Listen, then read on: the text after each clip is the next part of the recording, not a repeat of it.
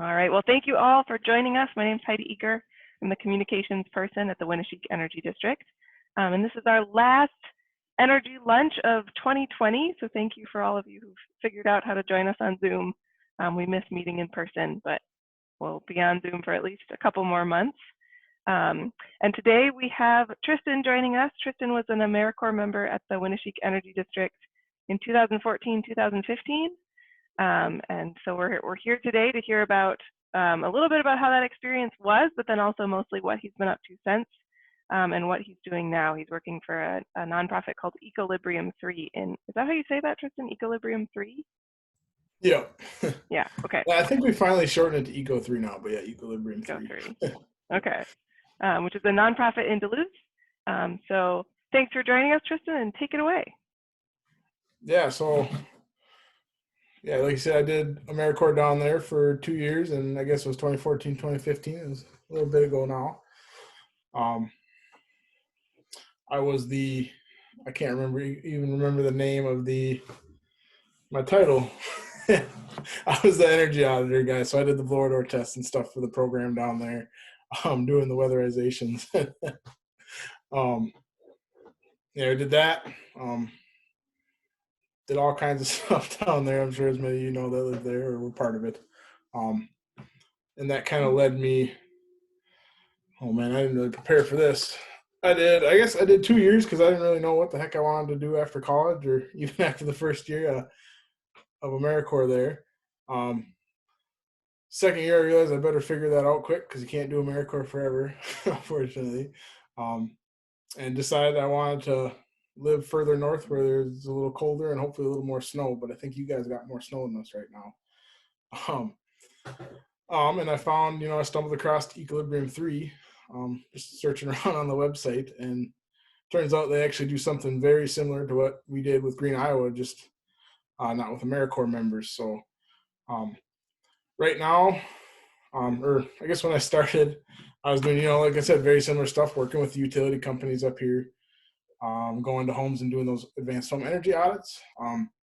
Up here, the utilities actually give rebates for homeowners to get those. So we have a electric company similar to what's down there, similar to Alette or Elite, or no. Alette's up here. It's Alliant down there. I get it confused all the time because they're similar. But yeah, investor-owned utilities. I'm working with them to get the rebates out. And then we do have a municipal gas company down here that also gives some rebates out for getting those audits. So it's a little different in that people are actually paying somewhat to get those audits done and kind of see what improvements can be made to their homes. So kind of, like I said, doing stuff I learned doing AmeriCorps down there. I guess another thing's very similar. So as coming on up here, they had some big flooding in, I think it was 2012. It was before I lived up here. Similar to what I think Iowa experienced in 2009, where, it impacted the community greatly. And they started a program called Deep. And this is where it gets confusing because this is how all Ecolibrium3 started and everything. It's a little bit about the company up here. They started because, there was a need after this flooding to kind of go in and help people because basements were flooded, boilers and furnaces were out. So they got some federal grant money. And basically what they did, kind of how this program and stuff got started, is they'd go in, do the energy audit, and then with the assistance from, they had a bunch of federal grants and stuff, would actually go in and figure out what the house needed, create a list of they need some insulation and they need this furnace. And then Ecolibrium3 would reach out to the contractors, get it all set up, and get in there and get new furnaces and boilers and stuff into those houses. And it was great. It lasted a couple of years, I think, doing that when they had the money and everything to help everyone.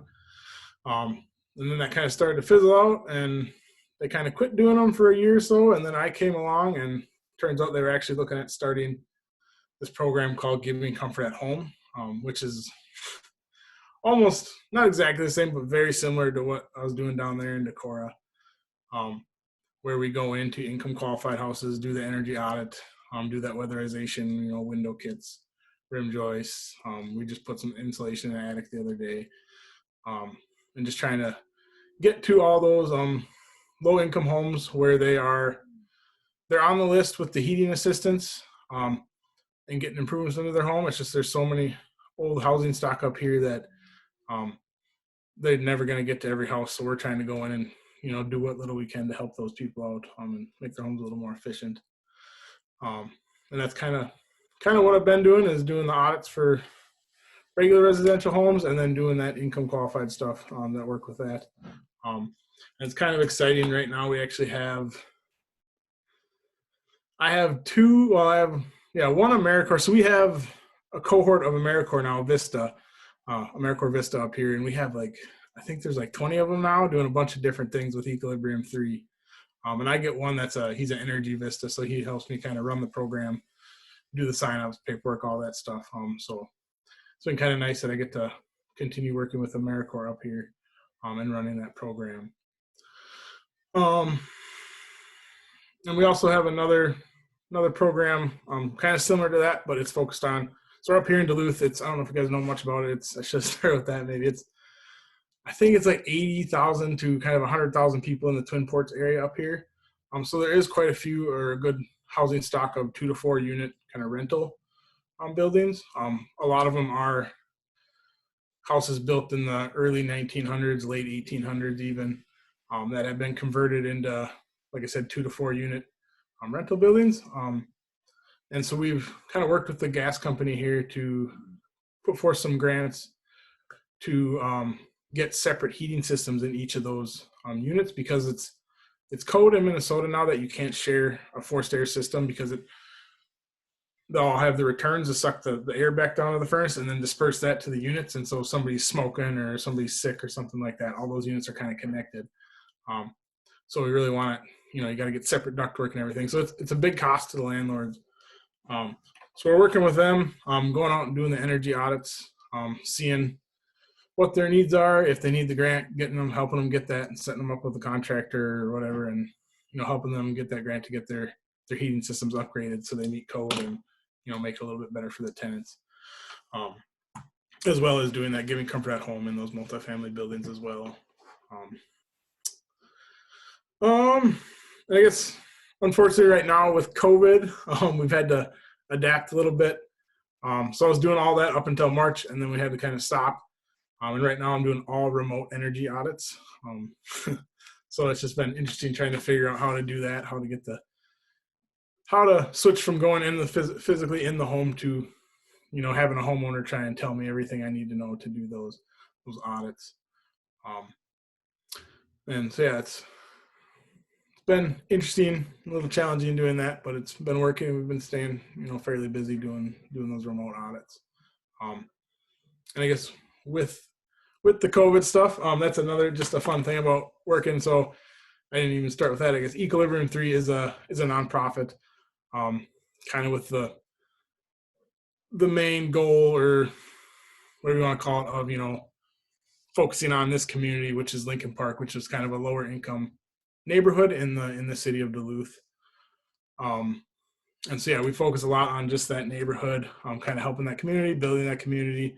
We focus a lot on kind of our we call it our main street, with our businesses, working with them to try and make it so more businesses can move here, because it is an area historically in Duluth that was kind of the blue collar worker area, I want to say, and I don't know, the past 30 years or so it's been kind of on the decline, but now it is getting better. More businesses are coming here, so just one of Eco3's missions is really focusing on helping with that. Another thing, we're doing so much, I'm trying to pick which thing to talk about next. I guess with COVID, we were trying to figure out what the community needs are.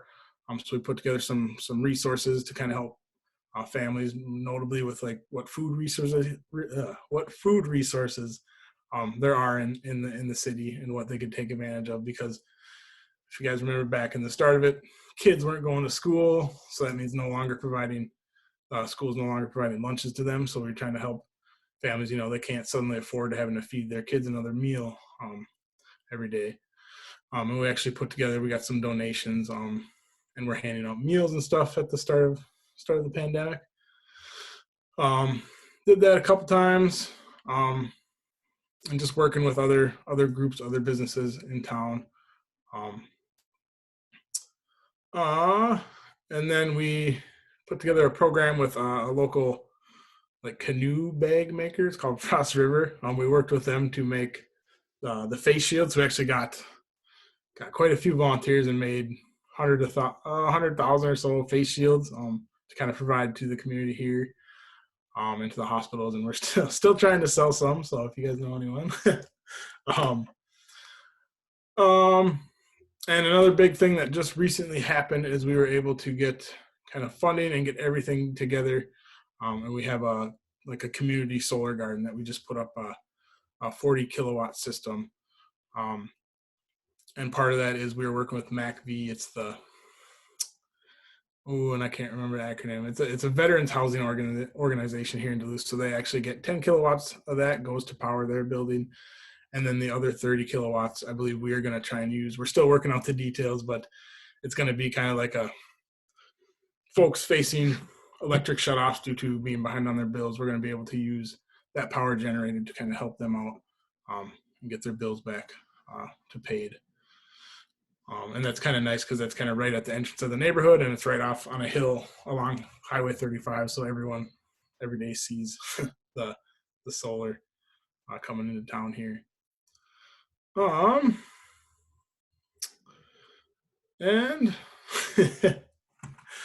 yeah, I don't know. That's a lot. I don't know. There's a ton of stuff we're doing, but just bringing it back. I wouldn't be up here without doing Green Iowa AmeriCorps down there and everything I learned with working with the energy district there. It's been fun. I don't know if anyone has any questions about Ecolibrium3 or Duluth up here. So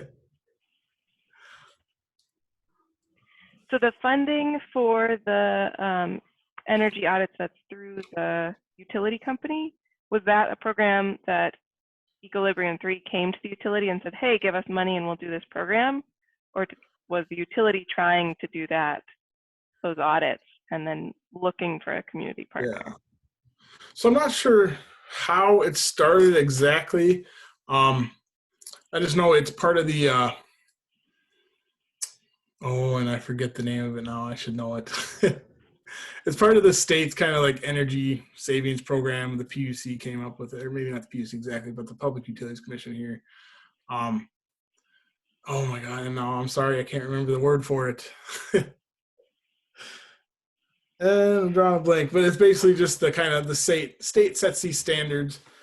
So utilities are supposed to every year spend, it's like 1.5% of their profits towards energy savings goals. And that's in the form of rebates for light bulbs or shower heads or furnaces or what have you. It's a technical reference manual that kind of establishes what the kilowatt hours or CCFs of gas or whatever savings are from each action, and getting a energy audit is kind of counted towards that. And so the utilities kind of are not required to do the energy audits, but there's just one thing easy for them, for like me to get in the home and install. I think they get 15 light bulbs now and a couple shower heads, pipe insulation, stuff like that. So I think it's just a way to get me in the door to install those things for the utilities because they provide those for the audit. Yeah, I guess I didn't explain that too much because it's been a while since I've done an actual audit. But yeah, going into the home, like I said, it's similar to what we do with AmeriCorps down there, but we kind of have a set amount of direct installs I can install each audit. Yeah, then it's just going around the home and kind of recommended adding insulation here, or furnaces or whatever. And I guess so that's kind of on the electrical side. And then here in town, I guess it's kind of weird relationship, but because the gas company is a municipal, they kind of work with the electric company quite a bit. So I think they just went along with them on that to offer the rebate for the audit. But with that, yeah, so same thing with the gas company. They get kind of the energy saving results from the energy audit. And then part of that also is they have a fund here in the city it's a loan program for folks to do energy upgrades. So whatever upgrade they make has to make a 20-year payback on the upgrade. and then they're able to kind of utilize those funds, and it's got a lower interest rate and everything compared to most banks. So that's kind of program with the city. That's why the audits are in place there. And just to give you an idea of the cost on that, it's Eco3 we charge, it's I think $350 for the audit, but then the electric company will give us $75 to $150 rebate, and then the comfort system, the gas company, will give a $150 rebate. So it comes out to $75 if you have gas heat, or it's pretty much comes out to free if you have electric heat because of that increase from the electric company here. So yeah, so somewhat similar, but. So there's a question in the chat from Eric. Is your utility friendlier to energy use reduction / efficiency than Alliant? Sorry, let me see here. Trying to remember. I think they have a few more rebates. I don't know if part of that's just because of that requirement in Minnesota for those investor-owned utilities that have a bit more energy efficiency goals. So I'd say I think in my eyes, I think they are a little bit friendlier. Maybe that's because I'm working more closely with them than I was down there with AmeriCorps. I mean, they're still not 100% what you want, I guess, but it's great. They have a lot of rebates. They actually do have a pretty good solar rebate that they've been doing year to year. Unfortunately, it's only authorized every year. So last year, it's a set amount of money that actually comes out to people can get like 30 to 50% off their solar install if you include that federal tax credit there. And it actually, they came out with it, I think, in March last year, and it filled up within a month of all the people that were signing up for that solar tax credit there. And then they have, I can't remember what Alliance rebates are, but they have rebates for heat pumps, air conditioning, all the good appliances. So yeah, I don't know if that answers the question. It's it gives you an idea of what they're doing up here. Hey Tristen, thanks for being here today.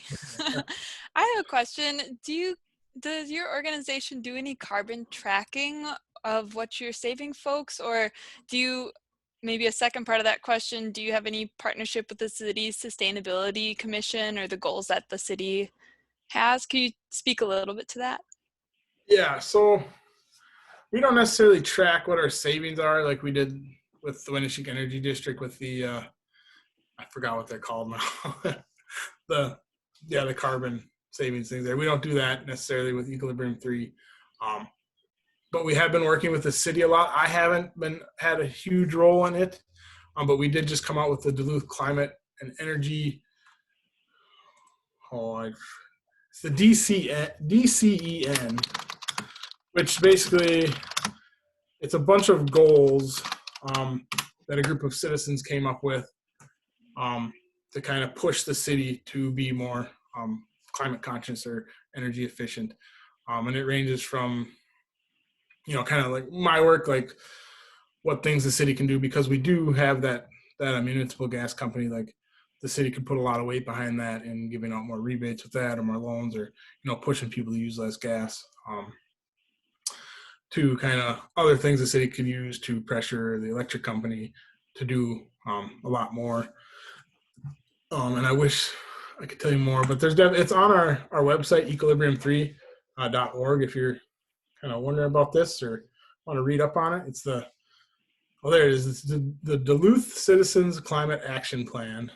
I can post it in there quick.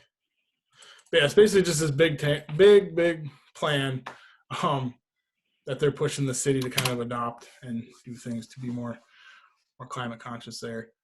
And I think actually one of our AmeriCorps members last year, Laura Wedge, I believe, I think she worked all year to kind of put this together and worked with a bunch of people to come up with this really great plan. So, so it's right here. It's reduce greenhouse gas emissions by 80% by 2050, specifically for Duluth. One thing I know that was done in the past that Eco3 had a little bit of a role in is if you've ever been to Duluth, on the right side when you're coming in, there's a big smokestack. It's actually a steam plant that heats the downtown area. It's all interconnected. It's like a communal heat plant. And that was coal, majority of coal up until a number of years ago when they finally made the switch to natural gas, which reduced those greenhouse gases by quite a bit.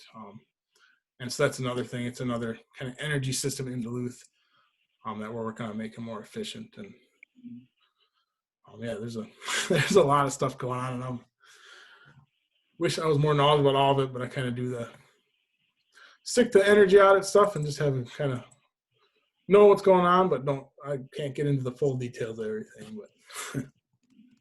But definitely go on our website and read up on it there if you're interested in that. And, yeah. I'm also curious who your typical customer is and how do you find them for your energy audits? Yeah, I think it seems typical one. Like we either get a lot of the people come and sign up specifically for our Giving Comfort at Home program. They'll find us online usually, I think, just from searching for energy assistance or insulating, things like that. Or we'll go out, like we were doing some programs. There's some mobile home parks up here. So we were doing some programs with them, just trying to make those a little more efficient. And those are always fun. I kind of miss doing those because we haven't been doing as much. Yeah, with the Giving Comfort at Home, it's either they just find us or it's, I don't know how to explain it. There's like just a couple like different organizations in town, like people call and say, hey, I need a water heater, I need help with this, and they'll give them our number. We'll kind of put them through the program, through our process. Or we were getting a lot through that with our Giving Comfort at Home thing with that multifamily thing, because a lot of landlords want to take advantage. I mean, they get $5,000 to $10,000 in a grant for them, so there's a lot of interest in that. And then I'd say just for normal audits, were a big part of my schedule. The advanced audit or the walkthrough audit, and a lot of people find out through those. Through working with the utilities, they'll actually send out mailers 2 or 3 times a year with bills to homeowners, and they'll just sign up that way. A lot of times we'll get to have a couple relationships with realtors, and they'll kind of recommend it to new home buyers. Yeah, so quite a few are actually people just new to the home and just kind of curious what's going on, or what they should expect and kind of improvements they should look to make down the road here. Because I don't know if you know, but Duluth's been going through I think they say there's not enough houses for how many people live here or are looking to move here right now.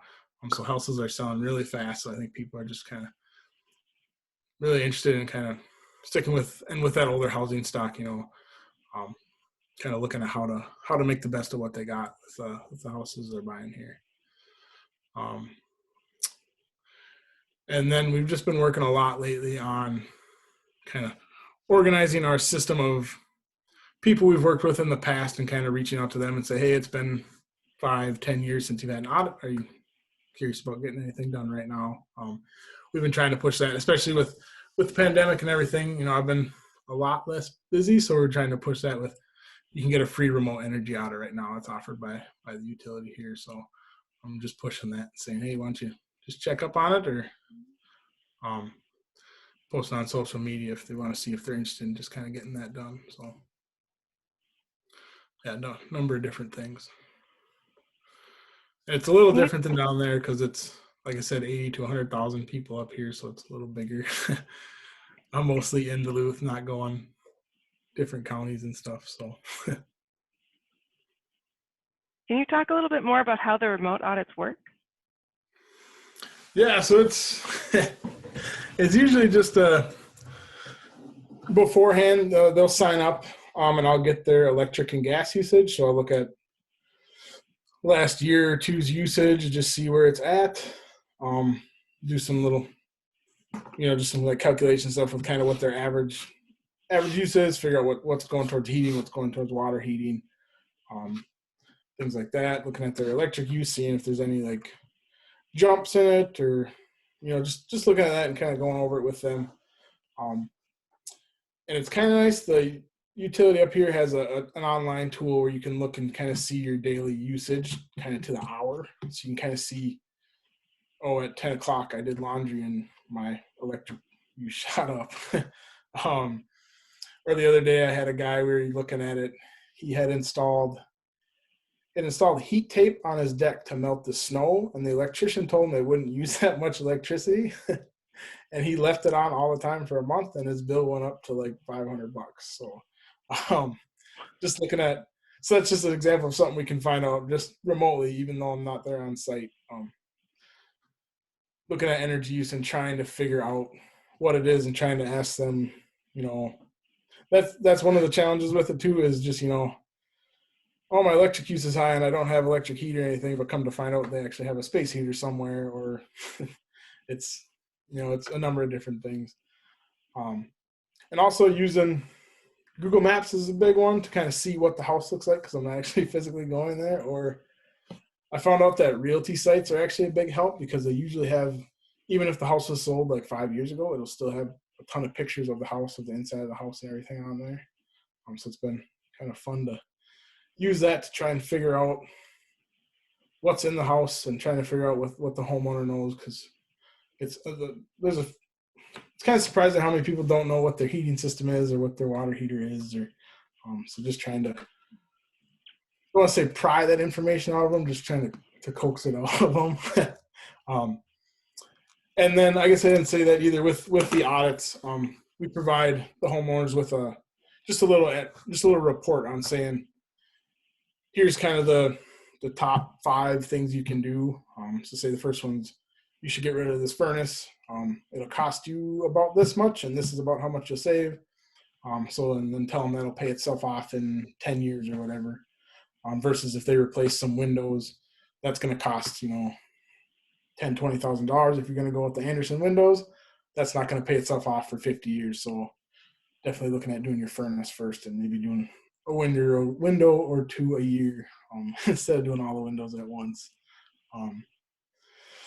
Or I guess another big one is, for whatever reason in Duluth, they didn't insulate very well back in the day. So most houses only have 5 inches of insulation for whatever reason, when they should have 20. So that's usually a recommendation with that as well. But yeah, it's, looking up that information beforehand, trying to get everything ready. And then it's been a half-hour, 2-hour conversations with those homeowners via Zoom, or if they don't have that, just a phone call with them, talking with them. So, and then the goal is to, once things get back to normal, I'll be calling them all up to actually go back and do the advanced audit with the blower door test and infrared imaging and all that. So yeah, hopefully I'm out doing that again soon, because I kind of miss going to people's houses. So. We have another question in the chat. Do you have any standard rating scheme you can use to say to someone you meet, for example, LEED or something for residential, which a real estate buyer or seller could use in addition to square foot and bedrooms or something? We don't. One thing we do is and I haven't done a report in a long time. It's the CFM, so how leaky the house is, divided by the square feet, to give us just a number to compare to houses in Duluth, because some houses are 1,000 square feet and some are 4,000 square feet. So just a kind of a quick, simple rating on how leaky their house is. We don't do any specific energy rating things. We've thought about doing, and now I'm drawing a blank again on that rating, the HERS rating. I think we thought about doing the HERS rating. And there's one other one, and I think we looked into it. They're just the cost to get that certification, and you have to do a number of things a year to kind of keep that certification. It's just the demand in Duluth isn't here for it, so we haven't done that yet. Usually if someone's looking to get that specific energy rating, there's some people we have that we recommend from the cities that'll come up and do it, because I think there's a little bit more of a demand for it. It's definitely something I'd like to do. We just haven't done that yet. So,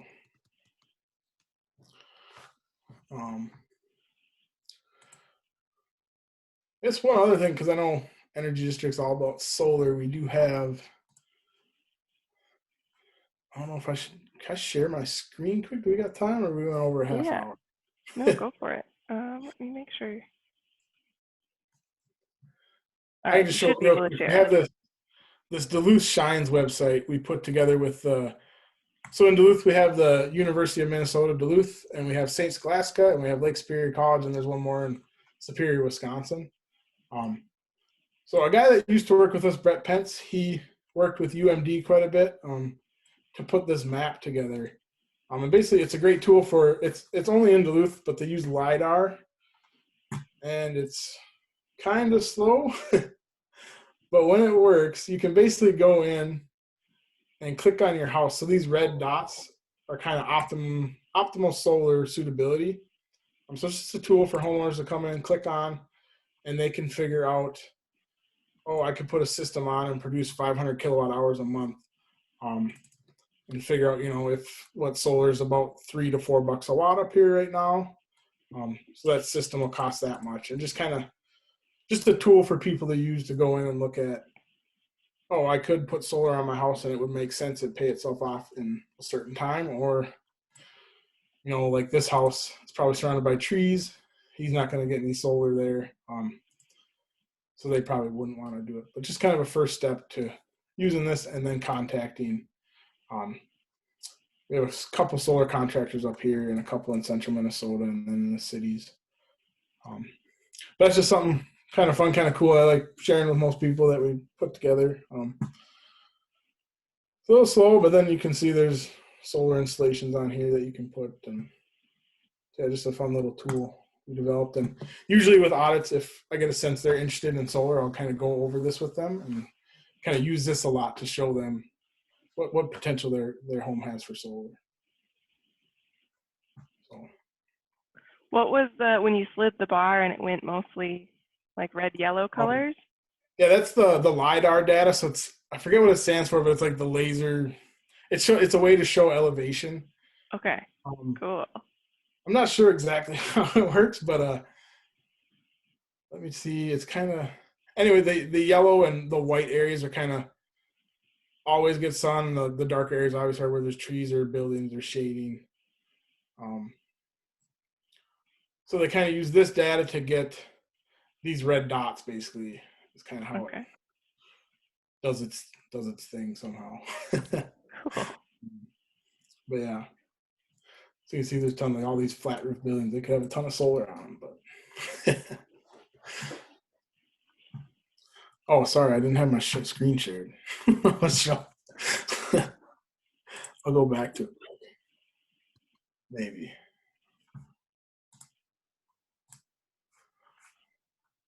Oh, come on. There we go. Yeah, so it just corresponds to those red dots. So you can see where the blue is. It's darker. So. Cool. Other questions for Tristen? All right. Well, thank you, Tristen. We're going to switch over to an overview of what the GIA team is the current GIA team is currently doing. So I think Colin's on the. Yeah, is that my cue? Yeah, Tristen, thanks for sharing. It's nice to see someone else has kind of been through the program and see what they're up to now. And it seems like you've actually taken a lot of what you learned here to your new position.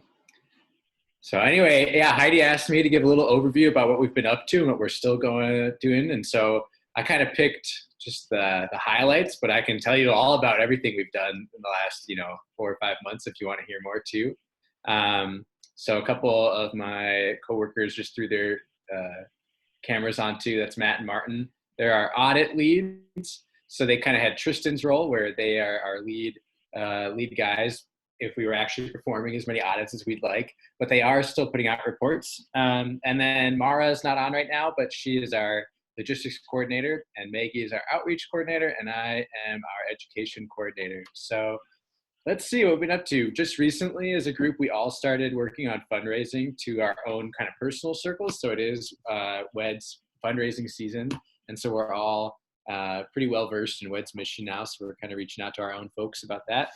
We've actually been helping Seed Savers a lot with a handful of projects, and Kristen's on the call, and Kristen works for Seed Savers too. Is she gonna pull up some seeds that we've packed? Oh yeah, more seeds. So we've been helping Seed Savers a lot with this project of getting out seeds to their members. And we've also done some kind of physical projects at Seed Savers. So we were helping in the old orchard, the historic orchard they're trying to renovate. We did that for a few weekends, a few Fridays, and then we also helped in one of the other gardens as well. That was, I think, a really fun task because it was something all 5 of us got to do together, at least when we were working in the orchard. Because as you might imagine with COVID right now, we're not we're not in the office together. We're not doing a ton of projects all together at once in person. So that's been one adjustment to this year. The other big adjustment is that we're not really getting into homes to perform audits right now. We performed a handful of audits at the start in homes that are new to people, and we're still kind of exploring that option of going into homes that are not currently occupied, or if they can be cleared for a day for us to come in and do that safely. But for the time being, we've kind of unveiled and been working on this other program called Brightbox.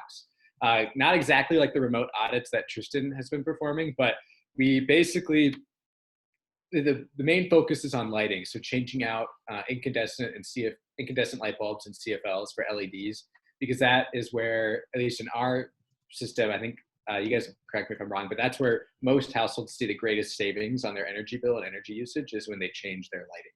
So, and that's also something that people can hopefully manage on their own.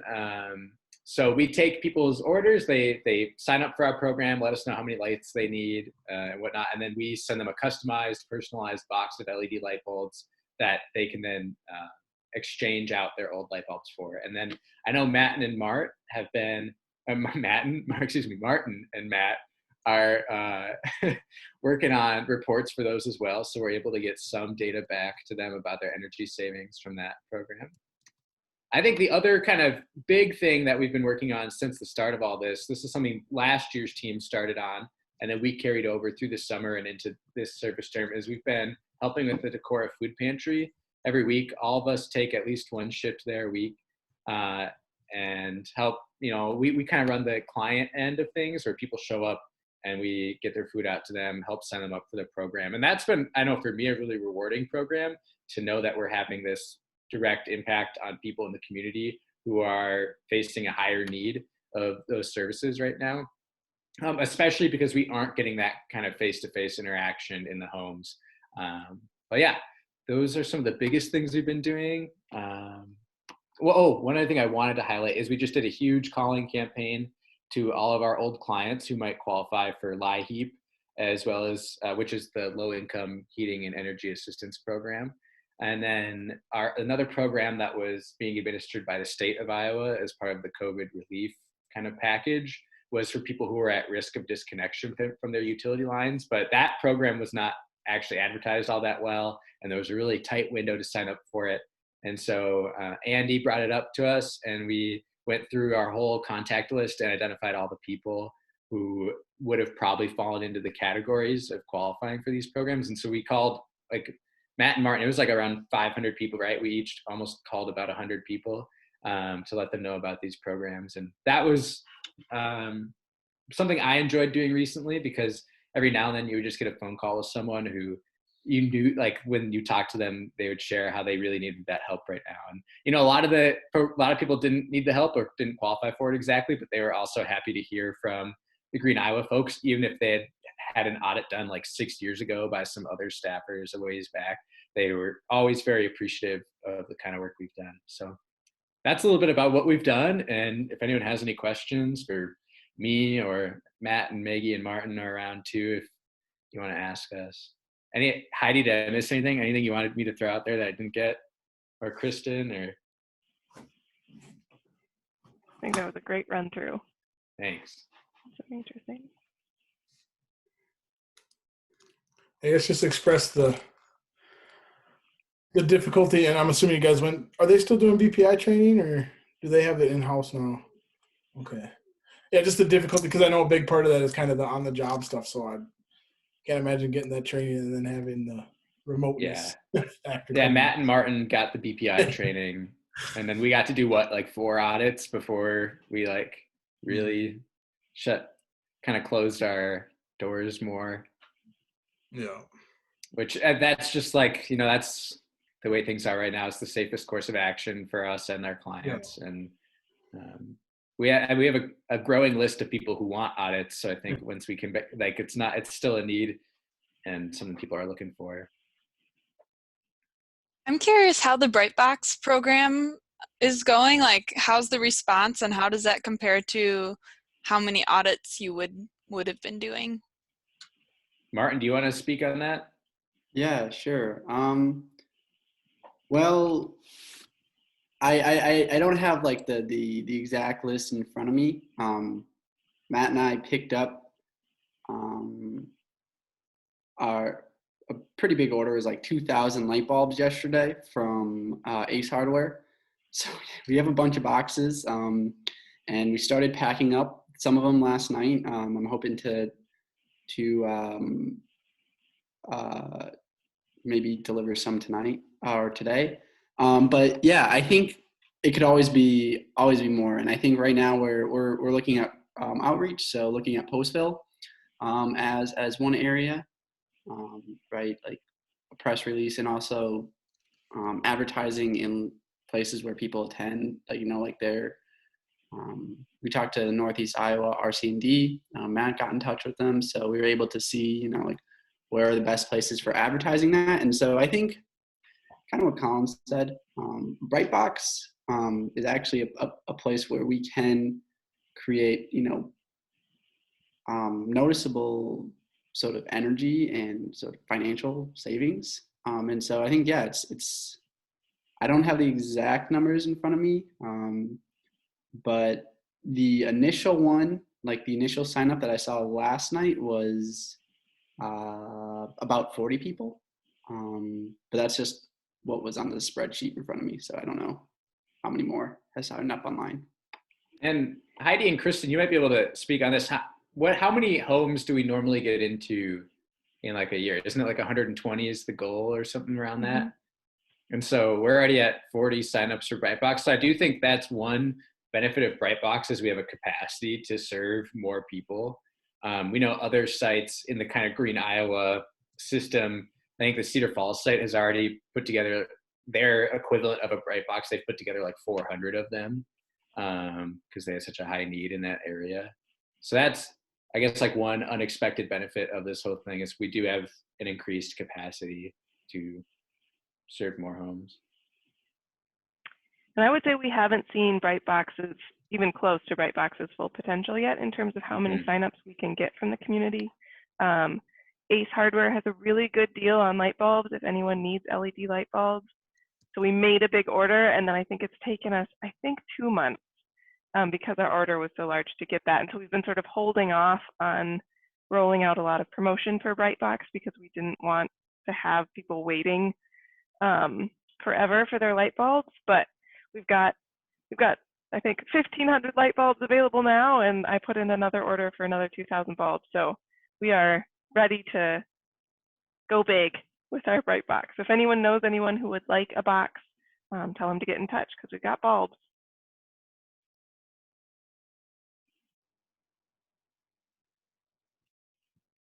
All right, any other questions for the team or for Tristen? Hey, Joan, she's got to unmute. Oh. There you go. There. Are you working with Community Action and their weatherization programs at all? Yeah, so we refer people to Community Action if we think they qualify for any of their programs. I believe the team that does their weatherizations, it's like a level above what the team offers. They do like in-depth, I believe they do like big construction, larger construction projects. And so we mostly just refer people to Community Action rather than like working on specific projects together. Is the reciprocal referral available, for them to refer people to you who recently who recently have their services, because they, from what you said and from what I understand too, do big, hefty, messy remodels, and they might not pay as much attention to the smaller things that do make a big impact, like light bulbs. Oh, that is I will write that down and check in with them. Thanks, Kristen.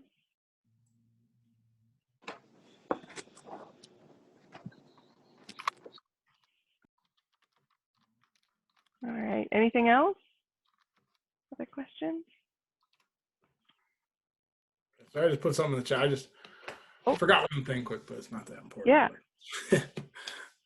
Just one other minor thing we're doing up here is just we have a blighted house, so we're working on rehabbing that and fixing it up for AmeriCorps housing, because I'm sure as AmeriCorps members know, a big part of doing AmeriCorps is finding a place to live and renting that with the meager stipend we get for doing our work. So we're trying to convert this house into housing for, I think it's like 5 or 6 future Vista members.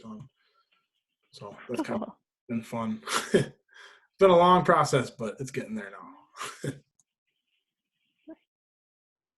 Yeah, and glad to hear you guys are staying somewhat busy down there with the challenges of doing audits and the Green Iowa work right now. So. Yeah.